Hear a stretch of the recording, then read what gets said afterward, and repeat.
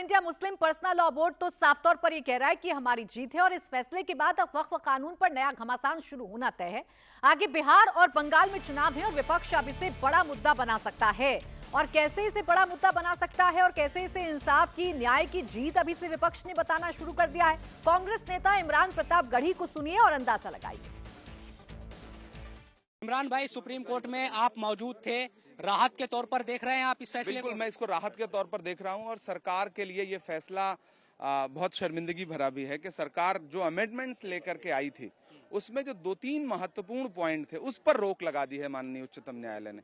Practising मुस्लिम कौन होगा, माननीय उच्चतम न्यायालय ने सवाल पूछ लिया कि आप कैसे डिसाइड करोगे, रूल क्या है आपके पास, कैसे फ्रेम करोगे इस चीज को, वो मसौदा बताओ आप। दूसरा, कलेक्टर राज को रोका है, जो ब्यूरोक्रेसी के जरिए लूटने की कोशिश थी जमीनों की, उस पर रोक लगाई है। तो मुझे लगता है कि ये आंशिक ही सही लेकिन बड़ी जीत है। ये वक्फ बाई यूजर को लेकर क्या समझ आया कि भाई क्या कहा गया, क्योंकि वो बड़ा मामला है वक्फ बाई यूजर का। वो पूरा फैसला तो आप लोग अभी उस पर विवेचना करेंगे, हम लोग भी पूरा जजमेंट पढ़ेंगे तो पॉइंट टू पॉइंट उसे समझेंगे।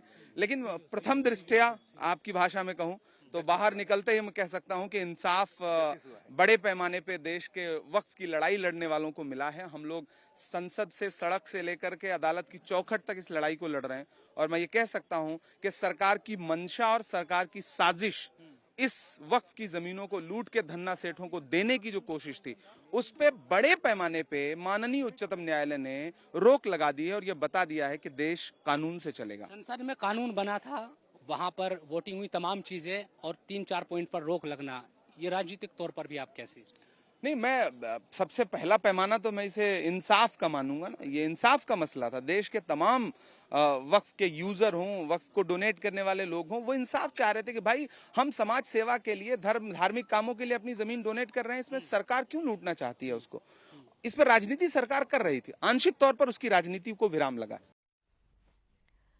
अब ये सरकार के लिए बड़ा सेटबैक है, ये विपक्ष बताने की कोशिश कर रहा है, लेकिन हिंदू पक्ष के जो वकील हैं या जो दूसरा पक्ष सुप्रीम कोर्ट के अंदर था, वो आप सुनिए। सुप्रीम कोर्ट के आदेश पर सीनियर वकील अश्वनी उपाध्याय ने कहा कि सुप्रीम कोर्ट ने 12 में से 11 धाराओं पर रोक लगाने से इनकार कर दिया।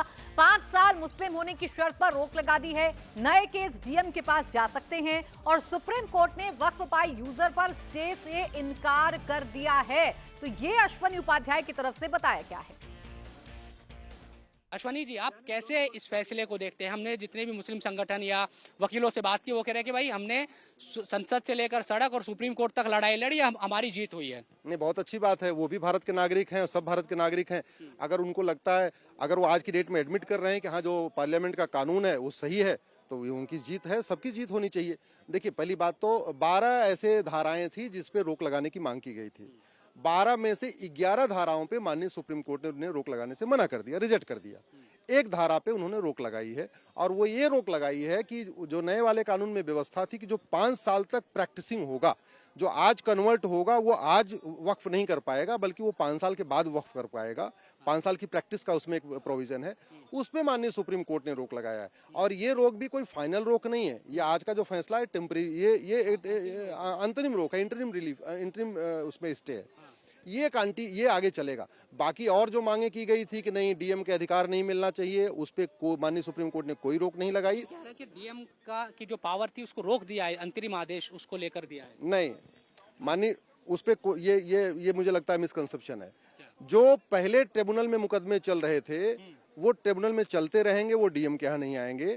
लेकिन जो नए डिस्प्यूट आएंगे उस पे कोई रोक नहीं लगाई गई है। वो पुराने वाले को ट्रांसफर नहीं कर सकते हैं, वो तो है, लेकिन नए जो मामले आ रहे हैं वो डीएम के यहाँ जा सकते हैं, उस पर कोई रोक नहीं है। लेकिन डीएम ये तय कर सकेगा कि ये वक्फ संपत्ति है या नहीं है, आप ये कह रहे हैं अभी? निश्चित रूप से आज की डेट में नए मामले जो नए मामले में, पुराने मामले में नहीं, पुराने मामले तो जहाँ चल रहे थे वहीं चलते रहेंगे। अच्छा, वक्फ बाई यूजर को लेकर क्या मसला है, उसको लेकर क्या क्लियरिटी आप दे सकते हैं? क्योंकि हमने पूछा तो उसको लेकर कोई क्लियरिटी नहीं, वही मुद्दा सबसे बड़ा। नहीं, वक्फ बाई यूजर में नए वाले में प्रावधान किया गया। वक्फ बाई यूजर पहले वाले में वक्फ बाई यूजर का प्रावधान था। अब इसको मैं आपको देसी भाषा में बताता हूँ। वक्फ बाई यूजर का मतलब जमीन आपकी हो या आपके किसी की हो, मैं पिछले 10-20 साल से उसको यूज कर रहा हूँ, चाहे तो वो हमारी हो गई और हम उसको वक्फ कर सकते हैं, ये वक्फ बाई यूजर था। नए वाले कानून में इस पे रोक लगा दी गई है। नए वाले कानून में वक्फ बाई यूजर का कॉन्सेप्ट नहीं है, वक्फ बाई ओनरशिप का कॉन्सेप्ट है कि पहले आपको एस्टेब्लिश करना पड़ेगा कि वो जमीन आपकी है जिसको वक्फ करना चाहते हैं। उस पे स्टे करने की मांग की गई थी। माननीय सुप्रीम कोर्ट ने उसको स्टे करने से मना कर दिया। इसका मतलब आज की डेट में वक्फ बाय यूजर का कॉन्सेप्ट नहीं चलेगा, वक्फ बाय ओनरशिप का ही कॉन्सेप्ट चलेगा। नहीं, ये साधारण सवाल ये कि जो पुराना था वक्फ बाय यूजर, जो 800 साल से कोई मस्जिद, दरगाह या वो जो बात कही जाती है कि भाई उनकी भी ओनरशिप दिखानी पड़ेगी, वो माना जाएगा वक्फ बाय यूजर? आप ये कह रहे हैं कोर्ट ने इस बात को माना है, और नई जो चीज है वो नए कानून के हिसाब से होगी? नहीं, उस धारा पे रोक लगाने की मांग की गई थी और माननीय सुप्रीम कोर्ट ने उस धारा पे कुछ नहीं बोला है। इसका मतलब नया वाला प्रोविजन है वो लागू है, वो पुरानी उस पे भी लागू होगा। नया वाला प्रोविजन लागू है। और नए वाले प्रोविजन का मतलब ये हुआ, ये डिपेंड करता है अथॉरिटीज को कि वो जो जहां पे कब्जा है या जहां पे यूज चल रहा है, वो अगर कोई उसके ऊपर ऑब्जेक्शन करेगा तो मामला चलेगा। मामला चलने से रोक नहीं सकती।